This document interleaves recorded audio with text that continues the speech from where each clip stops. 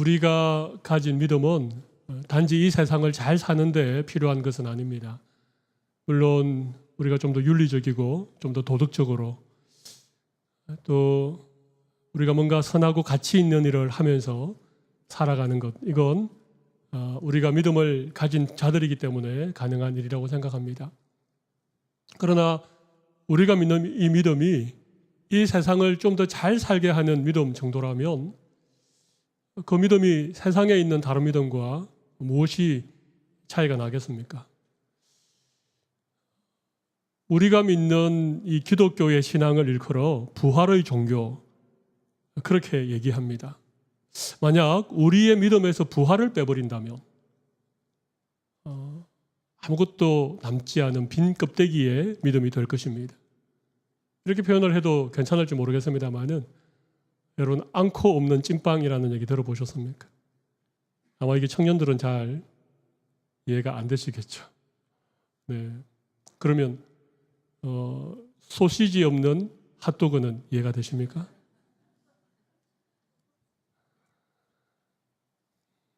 부활을 빼버리면 우리 믿음에는 아무것도 남지 않습니다. 껍데기밖에 남지 않습니다. 우리가 주일마다 하나님을 예배하고 우리의 삶 속에서 예수님의 이름을 붙들고 살아가는 가장 큰 이유는 이 세상에서의 우리 삶뿐만 아니라 다가오는 또 다른 세상, 우리의 몸의 부활과 영원한 하나님의 나라가 있다는 사실을 우리가 믿고 살기 때문에 그렇습니다. 어떤 분들은 이 부활에 대해서 별로 생각을 하지 않는 것 같습니다. 살기가 너무 빠듯빠듯하니까. 매일매일 살아가는 것이 전쟁 치르듯 그렇게 살아가니까 아침에 일어나서 아이들 도시락 사고 아이들 픽업하고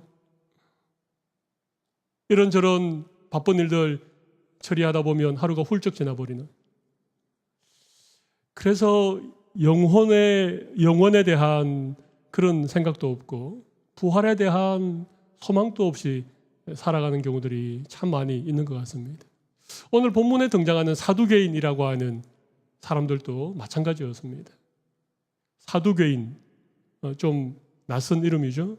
바리새인들은 많이 들어보셨을 것입니다. 사두개인도 그 당시 유대의 여러 분파 가운데 하나였습니다. 이 사두개라고 하는 이름은 다윗 시대의 대제사장이었던 사독이라고 하는 제사장의 이름으로부터 비롯되어진 것입니다. 이름처럼 그들은 성전에서 제사장 일을 하던 사람이었습니다.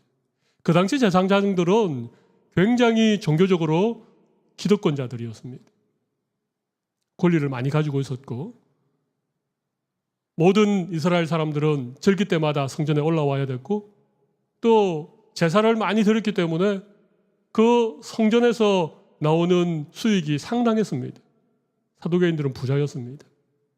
뿐만 아니라 이들은 굉장히 현실적이었고 정치적인 입장을 가지고 있었습니다. 그 당시 유대는 로마라고 하는 대제국의 식민 통치를 받고 있었는데 이 사두개인들은 로마 정치인들과 결탁해서 또 다른 이익을 챙겨왔던 그런 사람들이었습니다. 좀 나쁘게 말하면 그 당시 종교 지도자들, 제사장들의 반열에 속한 사람들이었지만 로마의 앞잡이들이었습니다.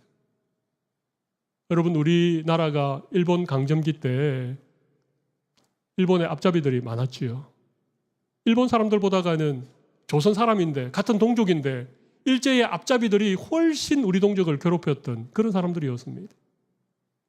어쩌면 사두개인들이 그런 사람들이었는지도 모르겠습니다. 그런데 이들은 오늘 본문에 보면 부활이 없다라고 생각한 것입니다. 이 사두개인들은 너무나도 현실주의자들이었던, 너무나도 자기의 삶에 이익을 챙기기에 급급했던 이런 사두개인들은 부활이 없다라고 생각한 것입니다. 부활을 믿지 않았다는 것입니다. 놀랍지 않습니까? 그들은 제사장들이었습니다. 그들은 모세의 율법을 알았던 자들입니다. 그들은 하나님께 제사를 드리는 일에 부름받은 자들이었습니다. 그랬던 그들이 부활을 없다라고 생각한다는 것이 신기하지 않습니까? 저는 말씀 준비하면서 사두개인이면서도 부활을 믿지 못했던 그들처럼 예수는 믿는데 주일이 되면 교회는 나오시는데 하나님을 아버지라고 부르긴 하는데 부활을 믿지 않는, 천국에 대한 믿음도 소망도 없이 살아가는 오늘날 우리들의 모습이 이 사두개인을 통하여서 우리에게 보여주고 있다. 그렇게 생각을 해보았습니다. 여러분, 부활을 믿으십니까? 천국의 소망을 가지고 살아가십니까? 사두개인들이 왜 부활을 믿지 못했고 영원한 내세에 대한 믿음을 가지지 못했는가? 이유가 있습니다. 저는 오늘 본문 속에서 한 3가지 정도 이유를 먼저 좀 찾아보고, 그리고 부활을 믿고 살아가는 것이 무엇인지, 우리의 신앙생활 가운데 부활을 누리고 부활을 살아가는 것이 무엇인지에 대한 말씀을 이어서 좀 나누기를 원합니다. 첫 번째, 부활을 믿지 못하는 이유. 우리 오늘 본문 29절을 한번 보실까요? 29절 보면 2가지 이유를 예수님이 말씀해 주고 계십니다. 예수께서 대답하여 이르시되 너희가 성경도 또 하나님의 능력도 알지 못하는 거로 오해하였다 하는 것입니다. 사두개인들이 부활을 믿지 않는, 부활이 없다라고 하는 2가지 이유가 뭐라고요? 하나는 성경도 알지 못했다는 것입니다. 또 하나는 하나님의 능력도 알지 못했다는 것입니다. 이것은 예수님이 말씀하신 이유입니다. 저는 이 2가지 이유를 생각하기 전에 제가 한 가지 이유를 더 찾아보았습니다. 그 이유는 뭔가 하면 첫 번째 이유가 무엇입니까? 현실적인 만족과 욕심 때문에 그렇습니다. 사두개인들이 부활을 믿지 않았던 첫 번째 이유는요, 현실적인 만족감 때문에, 또 그들의 현실적인 욕심이 지나쳤기 때문에 그랬다는 것입니다. 앞서도 말씀드린 것처럼 이 사두개인들은 굉장히 현실적인 사람이었습니다. 그리고 많은 것을 누리고 살아갔던 사람들이었습니다. 그 당시 유대 백성들은 굉장히 가난했습니다.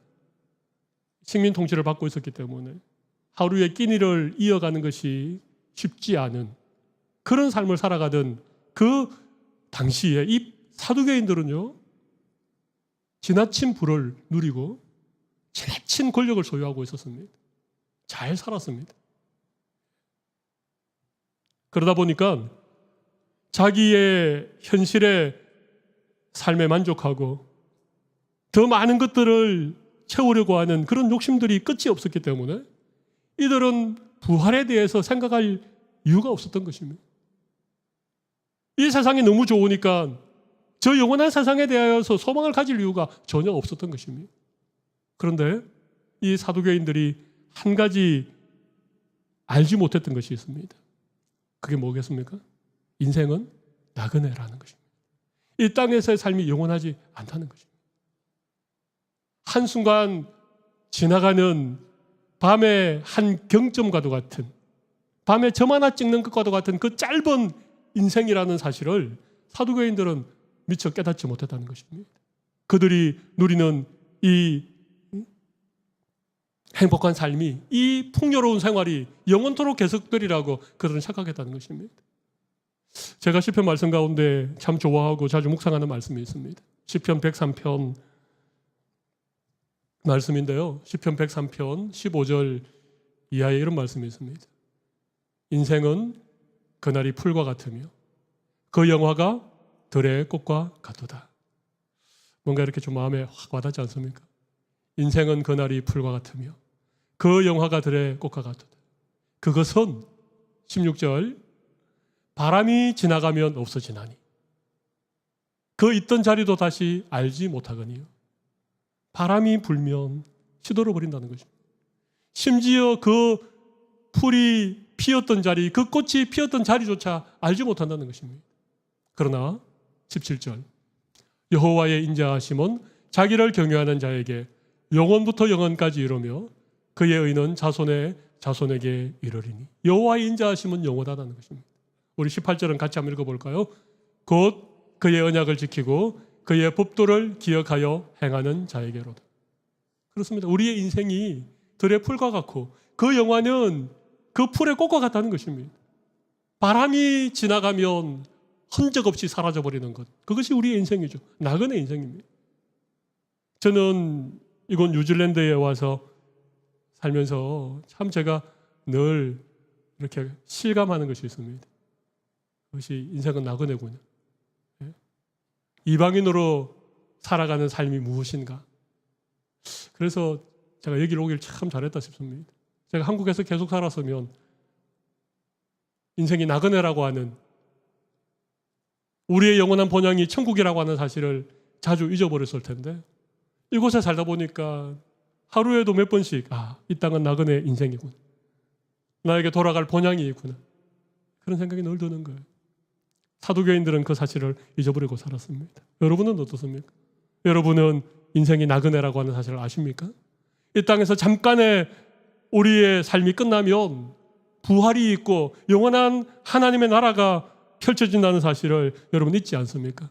사두개인들은 이걸 잊어버렸다는 것입니다. 그래서 부활을 믿지 않았고 부활이 없다라고 착각하면서 살았던 것이죠.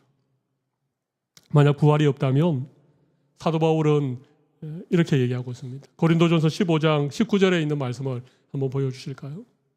만약 부활이 없다면, 제가 한번 읽어보겠습니다. 17절을 한번 읽어보겠습니다. 17절, 그리스도께서 다시 살아나신 일, 이게 부활이죠.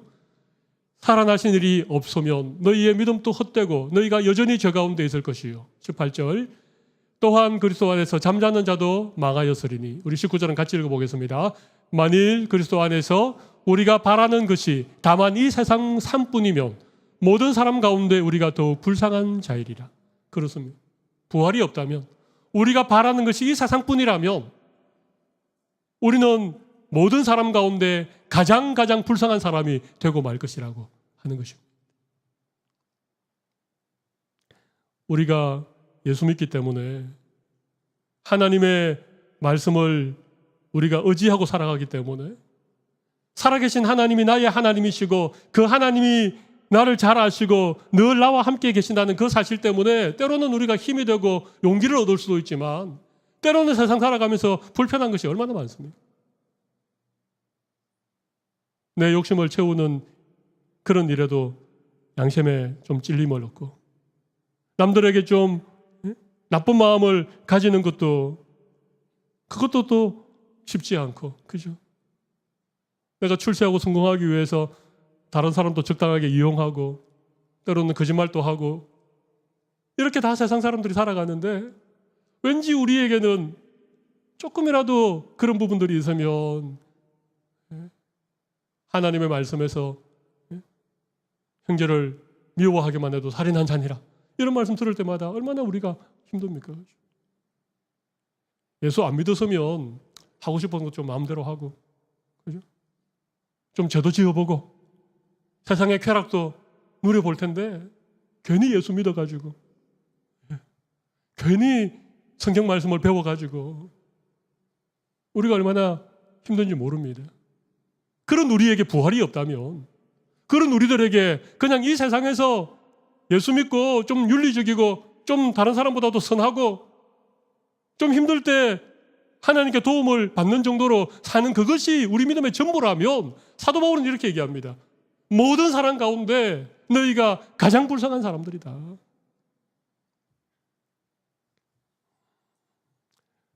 부활을 알지 못하면, 부활을 믿지 못하면 예수 믿는 우리가 이 세상에서 제일 불쌍한 사람들입니다. 여러분의 현실의 삶이 아무리 빠듯해도, 아니 여러분의 현실의 삶에서 누릴 수 있는 것이 아무리 많아도 부활에 대한 소망을 잊어버리지 않는 여러분들이 되시기를 바랍니다.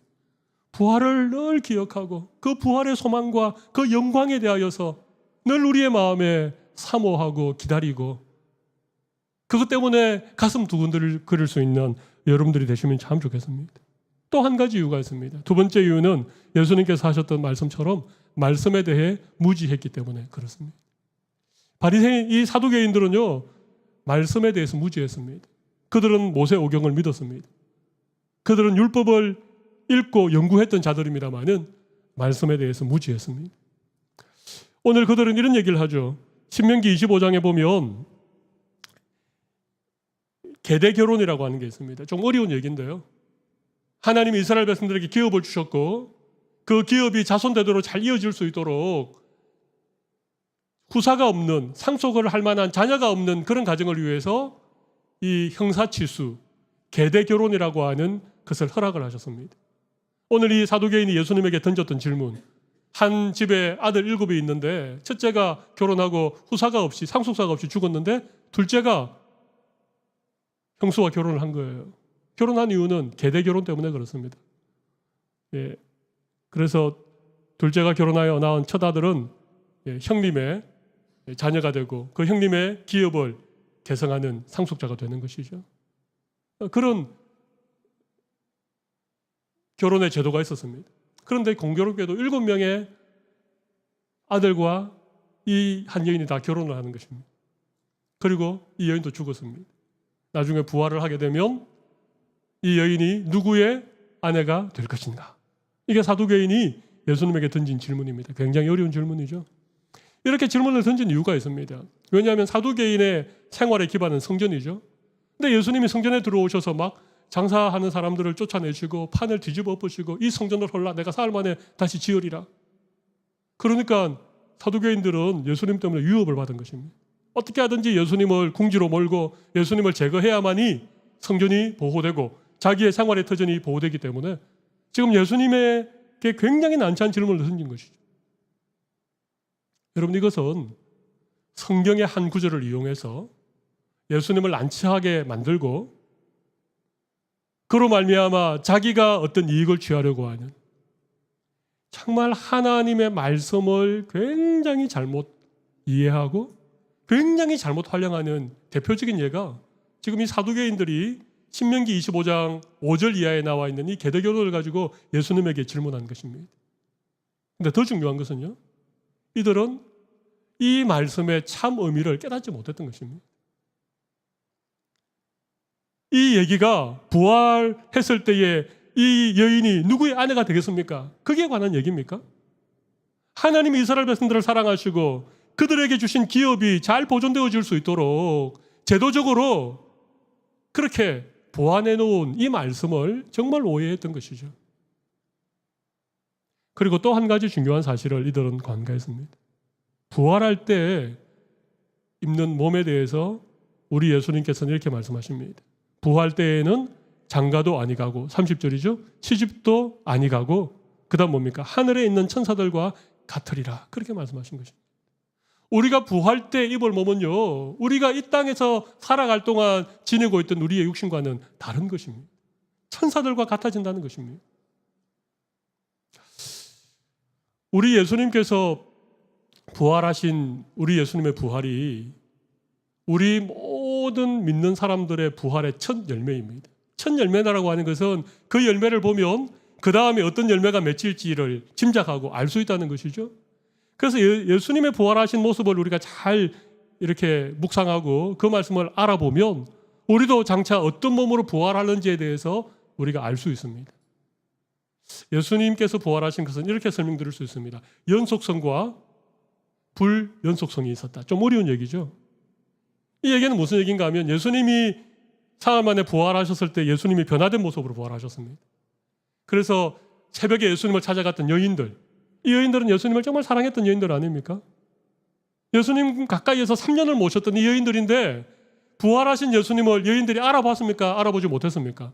처음에는 알아보지 못했습니다. 동산직인 줄 알았습니다. 그런데 예수님이 여인들에게 사랑스러운 음성으로 평안하냐 그렇게 물어보셨을 때 이 여인의 눈이 밝아져서 예수님인 줄 알게 된 거예요. 누가복음에 보면 엠마오로 가는 두 제자에게 예수님이 나타나셨습니다. 부활하신 예수님이 나타나셨습니다. 그런데 이 제자들도 예수님을 전혀 몰랐습니다. 예루살렘에서 엠마오로 갈 동안 전혀 몰랐습니다. 예수님이 구약에 있는 말씀을 통해서 자기에게 관한 말씀을 다 설명해 주고 나니까 그제서야 눈이 밝아져서 우리와 동행했던 그분이 부활하신 예수님이라고 하는 사실을 알게 된 것이죠. 우리 예수님은 제자들이 두려움에 문을 닫고 그렇게 있을 때에 예수님이 그 닫혀진 문을 열지 않고 그냥 들어오셨습니다. 의심하는 도마에게 손을 내밀면서 내 손의 못자국을 만져봐라고 그렇게 하셨습니다. 디베라 바닷가에서 예수님이 수풀을 피우시고 생선을 구우시고 제자들과 함께 아침을 함께 드셨습니다. 신기하잖아요, 그죠? 예. 예수님은 육신을 가지신 몸으로 부활하셨습니다. 그런데 그 몸은 예수님이 돌아가시기 전에 가지셨던 몸과는 같기도 하지만 다르기도 한 몸입니다. 형체는 있지만, 음식을 드시기도 하시지만, 그러나 시공의 제한을 뛰어넘는, 사도 바울은 고린도전서 15장에서 이 몸에 대해서 영화로운 몸이라고 했습니다. 썩지 않을 몸이라고 했습니다. 강한 몸이라고 했습니다. 그리고 신령한 몸이라고 했습니다. 몸은 몸인데 신령한 몸인 것입니다. 저로 인하여서 부패되고 제한되어지고 늘 죄의 유혹에 쉽게 넘어가는 그런 육체가 아니라 부활의 몸은 영광스럽고 신령하고 썩지 아니할 몸을 입게 될 것이라고 하신 것입니다. 그 몸은요, 시집가고 장가가지 않습니다. 왜 그럴까요? 그것은 저로 말미암아 깨어졌던 모든 관계들이 우리가 부활할 때 완전히 회복되기 때문에 그렇습니다. 아담이 죄를 지었을 때 하나님의 낯을 피하여 숨었죠. 아담이 죄를 지었을 때 이는 내 뼈 중에 뼈요 살 중에 살이로다, 그렇게 했던 그 부부관계에 금이 가기 시작했죠. 하나님이 나에게 주신 그 여자가 이 열매를 먹게 함으로 내가 먹었습니다. 아담이 자기 아내의 핑계를 대는 거예요. 여러분이 잘 알고 있는 것처럼 가인과 아벨, 그들은 형제였습니다. 한 아버지와 어머니 밑에 태어난 형제였습니다. 그런데 저로 말미암아 관계가 깨떨어지니까 어떻게 되었습니까? 형이 동생을 들에서 돌로 쳐 죽였습니다. 저로 말미암아 깨어진 인간관계 속에서 우리가 살아가죠. 그래서 부부가 결혼을 해도 이게 저로 말미암아 관계가 깨어졌기 때문에 참 같이 살기 힘든 거예요. 제가 힘들다는 얘기가 아니고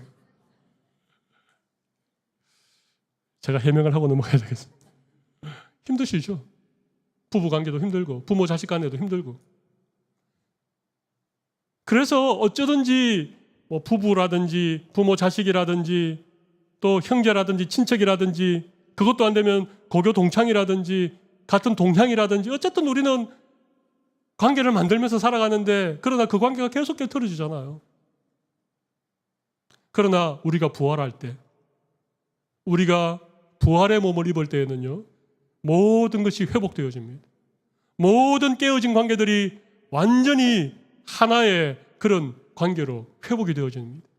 그래서 그때에는요, 부부가 그렇게 큰 의미가 없습니다. 부모 자식이라고 하는 그런 관계보다도 훨씬 친밀한 관계로 회복되기 때문에 그것이 의미가 없는 것입니다.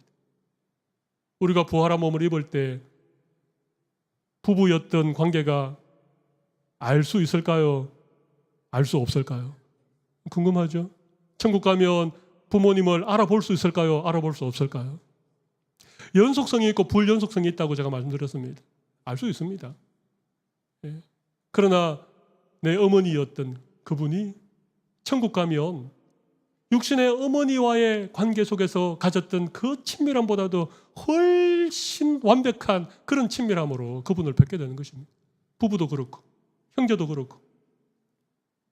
그러니까 지금 이 사두개인들이 부활을 믿지 않는, 부활을 없다라고 하는 이 사두개인들이 이 7 형제와 결혼했던 이 여인이 부활할 때 누구의 아내가 되겠습니까? 라고 묻는 이 질문은 성경을 몰라도 너무 모르는, 부활을 몰라도 너무 모르는 무지의 극치를 보여주는 얘기라고 하는 것입니다. 여러분, 부활을 아십니까? 부활할 때 입을 우리의 몸이 어떠함을 여러분 아십니까? 그리고 부활한 이후에 우리가 살아갈 새하늘과 새 땅에서 우리가 어떤 삶을 살아갈지 여러분 아십니까? 그것을 모르기 때문에 부활에 대한 믿음이 희미한 것입니다. 부활을 우리가 소망하지 않는 것입니다. 요한계시록 22장 5절 말씀 보시면 우리가 부활의 몸을 입고 우리가 살아갈 새하늘과 새 땅에서 우리가 어떤 일을 해야 될지 딱 한마디로 얘기하고 있는 게 있습니다. 다시는 밤이 없겠고 등불과 햇빛이 쓸데없으니, 그 다음 같이 한번 읽어볼까요? 이는 주 하나님이 그들에게 빛이심이라. 같이 읽습니다. 그들이 세세토록 왕노릇 하리로다. 우리는 왕노릇 하게 됩니다. 우리가 주님 다시 오셔서 우리가 부활의 몸을 입고 그 하나님의 나라 새하늘과 새 땅에 우리가 가게 되면 거기서 우리가 할 일이 뭐라고요? 왕 노릇이라고 합니다. 예. 왕이 안 되보셔서 왕 노릇이 무엇인지 잘 짐작이 안 되시죠? 왕은요 절대 권력을 가지고 있는 자입니다. 지금 대통령은요 3권 가운데 행정권의 수반이 대통령 아닙니까? 그런데 왕은요 모든 권한을 다 가진 자가 왕입니다. 그런데 천국 가면 부활한 몸을 입고 우리가 왕 노릇하는 것입니다. 제가 지난 수요일 우리 사도신경 마지막 강해하는 시간에 마치 몸이 다시 사는 것과 영원히 사는 것을 믿습니다라고 하는 그 부분이었기 때문에 제가 수요일 날 이런 얘기를 좀 드렸습니다. 제가 말씀 준비하다가 왕노릇을 하는데 여러분 왕노릇을 하려면 왕노릇 할 만한 영토도 있어야 되고 그만한 어떤 게 있어야 되지 않습니까? 그런데 한 사람도 아니고 지금까지 예수 믿고 죽은 사람 또 지금 예수 믿는 우리 다 합하면 뭐 수십억 명, 수백억 명이 될 텐데 이들이 다 어떻게 왕노릇 하나? 어떻게 왕노릇 할 것 같습니까? 이게 신학적으로 검증되어진 얘기는 아니지만 제가 이 말씀 묵상하면서 하나님이 저에게 주신 그런 깨달음이 이것입니다. 우주라고 하는 이 공간에 여러분 별들이 모두 몇 개가 있는지 아십니까? 태양을 중심으로 뭐 수금지와 목토금 이래 가지고 7개 행성이 이 태양을 이렇게 홍전하는 이게 태양계죠. 이런 태양계가 수십억 개가 모여서 은하수가 되죠. 은하계가 되죠. 이 은하계 같은 이 태양계 같은 것들이 수십억 개가 모인 이 은하계가 또 수십억 개가 모여야 우주가 되는 거예요. 갤럭시가 되는 거예요. 그러면 이 우주에 별들이 모두 몇 개가 있을까요? 수십억 개는 넘을 겁니다. 수백억 개도 넘을 겁니다. 제 생각에 한 수조 뭐 이렇게 될 겁니다. 아마 우리가 부활한 몸을 입고 새하늘과 새 땅에서 왕노릇 할 때 하나님이 아마 우리에게 별 하나 정도는 맡겨주지 않을까. 별로 감동이 없으시죠? 믿음 좋고 주님 앞에 충성한 사람 좀 큰 별 맡겨주시고 겨우겨우 믿음 지켜서 구원받은 분들에게는 좀 작은 별 맡겨주시고 별과 별의 거리가 뭐 수십 광년 떨어지지만 그때는 우리는 시공을 초월합니다. 시간의 제한을 받지 않는 게 영원입니다. 영원은 무한정 끝없이 계속되는 시간이 아니라 영원이라고 하는 것은 우리가 영원히 산다라고 할 때 영원이라고 하는 것은 시간의 제한을 뛰어넘는 이게 영원입니다. 시간과 공간 3차원이라고 하는 이 공간을 뛰어넘는 그래서 여러분 별들과 별들을 오가면서 여러분이 다스리는 여러분이 왕으로 있는 그 별에 어떤 때는 여러분의 부모님을 초대하기도 하고 네, 오늘 구역 모임은 토성에서 하기로 했고 네, 다음번에는 안도로메다 뭐 어디에서 하고 이런 날이 올 것입니다. 황당무계하게 들리십니까? 황당무계한 일이 아닙니다. 하나님께서 말씀을 통해서 선명하진 않지만 구체적이진 않지만 적어도 우리가 이해할 수 있는 영역에서 우리에게 약속하신 말씀이 바로 이 말씀입니다. 우리는 부활의 몸을 입을 것입니다. 주님과 함께 새하늘과 새 땅에서 왕노릇하는 적어도 별 하나를 다스리는 그 정도의 지위와 그 정도의 어떤 역할을 우리가 감당하는 그런 영원한 삶이 우리에게 약속되어져 있습니다. 그런데 이것을 모르고 그냥 이 땅에서 살아가니까 이 땅이 전부인 줄 알고 살아가니까 여기서 아둥바둥 허겁지겁 그냥 이런 표현 써서 죄송하지만 찌지고 볶으면서 살아가고 있는 것입니다. 또 한 가지는요. 사도교인들이 부활을 믿지 않았던 또 한 가지 이유는 하나님의 능력을 알지 못했기 때문에 그렇습니다. 하나님의 능력. 여러분 제가 지금 뭐 부활한 우리의 몸에 대해서 또 새하늘과 새 땅의 그 놀라운 일들에 대해서 얘기하니까 여러분들이 머리를 갸웃갸웃 하시죠? 왜 그런지 아십니까? 여러분이 하나님의 능력을 믿지 않기 때문에 그렇습니다. 하나님은 무에서 유를 창조하신 분이십니다. 하나님은 천지를 창조하신 분이십니다. 하나님 지금 또 온 우주와 만물을 친히 다스리고 계신 분이십니다. 여러분 하나님의 능력에 대해서 우리가 너무 믿지 않고 하나님의 능력을 너무너무 작은 내 머릿속에 내 이성 속에 내 경험 속에다가 묶어놓고 있습니다. 하나님은 우리의 경험이나 우리의 이성을 뛰어넘는 분이십니다. 여러분, 우리의 삶 속에 하나님의 능력을 좀 경험할 수 있는 그런 기회가 있었으면 정말 좋겠습니다. 하나님을 믿는다라고 하면서도, 하나님이 천지를 만드신 분이라고 그렇게 믿으면서도, 하나님이 나를 사랑하셔서 독생자까지 주신 분이라고 하는 그 하나님의 사랑을 얘기하면서도 우리의 삶에 구체적으로 하나님의 능력을 경험하고자 하는 그런 간절한 마음과 하나님에 대한 기대와 믿음이 우리에게 없습니다. 그러니까 우리의 삶이 한 주간 내내 살아도 아무 일도 일어나지 않는 것입니다. 이번 한 주간 여러분의 삶 가운데 하나님의 능력을 경험할 수 있는 은혜를 주시기를 바랍니다. 우리가 간절히 사모하면, 하나님의 살아계심을 믿고 그분의 능력을 의지하는 마음으로 간절히 사모하고 그 능력을 소원하면 하나님께서 우리에게 주시는 그런 놀라운 능력이 있고, 그런 능력들을 경험해야, 그런 능력을 조금씩이라도 맛보아야, 하나님은 이런 분이시군, 하나님의 능력이 이런 것이구나, 내 생각을 뛰어넘는 분이시구나, 여러분 이게 깨달아지죠.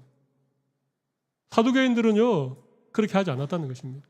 하나님께 제사를 드려도 죽은 제사를 드렸고, 모세의 오경을 읽어도 지식적으로 읽었기 때문에 말씀을 통해서도 하나님의 능력을 깨닫지 못했던 이 사두개인들은 부활을 모르고 살았던 것입니다. 제가 3가지 이유를 들었습니다. 현실적인 만족과 말씀에 대한 무지와 하나님의 능력을 알지 못하기 때문에 우리는 부활을 알지만 부활을 믿지 않고, 부활에 대한 약속이 우리에게 주어졌습니다만 부활을 누리지 못하는 안타까운 삶을 살아가는 것이죠. 그렇다면 부활을 누리는 삶은 어떤 삶일까요? 우리의 삶에서 이 부활을 살아가는 것이 무엇을 의미할까? 저는 좀 짤막하게 3가지 정도를 정리해봤습니다. 첫 번째는요, 진실함입니다. 진실함입니다. 부활을 믿는다면, 나에게 부활의 날이 있다는 것을 내가 정말 믿는다면 우리는 좀 더 정직하고 진실하고 성실되게 살아갈 수 있습니다. 당장의 눈앞의 이익을 위해서 거짓말하고 남들을 속이고 그렇게 살아가지 않습니다. 두 번째는요, 담대함입니다. 두려움이 많은 세상 가운데, 걱정과 염려가 끊이지 않는 세상 가운데서도 우리는 담대함을 가질 수 있습니다. 낙심하거나 절망하지 않고 소망 가운데 주님 바라보는 이런 담대함으로 살아갈 수 있다는 것이죠. 진실함도 담대함도 부활을 믿는 자들의 삶의 특징입니다. 또 한 가지는요, 내려놓음입니다. 내려놓음. 심플 라이프죠, 그죠? 좀 비워내는 것입니다. 우리의 삶에 필요 없는 것들 좀 내려놓는 것이죠. 여행을 자주 하시는 분들은 이 필요 없는 것들과 꼭 필요한 것들을 잘 구분하죠. 그런데 우리는 잘 모릅니다. 우리가 얼마나 많이 움켜잡고 있는지. 그러니까 우리 인생이 피곤한 거예요. 천국 가면 다 가져가지도 못할 건데, 아니 천국 아니라 어디 이사 갈 때만 해도 그렇게 많이 버렸는데도 또 여전히 남아있는 것들.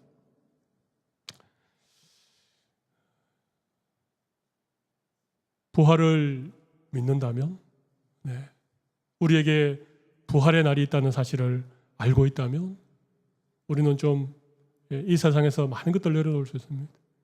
재물도 좀 내려놓을 수 있고, 명예도 좀 내려놓을 수 있고, 심지어 주님이 원하시면 우리의 생명도 내려놓을 수 있는, 이게 믿음 아닙니까? 그들이 왜 그렇게 했겠습니까? 다른 이유가 아닙니다. 잠깐 밤의 한 경점 같은, 바람 불면 시들고 사라지는 이 나그네 같은 이 인생이 전부가 아니라 우리에게는 더 영원한 나라가 있고, 언젠가 우리가 부활할 그 부활에 대한 분명한 믿음이 있기 때문에 내려놓음의 삶을 살아갈 수 있는 것입니다. 여러분, 내려놓으면, 주님을 위해서 뭔가 한 가지를 이렇게 내려놓으면 그 내려놓는 순간, 그 내려놓는 삶의 현장에서 하나님 우리에게 경험하게 하는 것이 있습니다. 그게 바로 저는 부활이라고 생각합니다. 우리가 내려놓아야, 우리가 포기해야, 우리가 희생해야, 그때서야 비로소 우리는 부활의 주님을 만나게 되고 부활의 능력을 우리는 맛보게 되는 것이죠. 그래서 우리는 부활을 살아내는 것입니다. 부활의 삶을 우리가 누리게 되는 것입니다. 오늘 저는 이 말씀을 여러분에게 나누면서 정말 제 마음에 간절한 소원이 한 가지 있습니다. 우리는 부활의 소망을 가진 자인데 마치 부활이 없는 사람들처럼 이 세상이 전부인 양 그렇게 살아가는 이 안타까운 우리의 모습들을 오늘 이 말씀을 통하여서 새롭게 점검하고 부활의 그 풍성한 은혜를 누리며 살아가는 우리 모든 성도들이 다 되시기를 간절히 바랍니다. 하나님은 죽은 자의 하나님이 아니고 하나님은 살아계신 자들의 하나님이시고 오늘 또 우리 가운데 역사하시는 분이십니다. 이 시간 우리 가슴에 손을 좀 올리고 함께 기도하는 시간을 잠깐 가지도록 하겠습니다.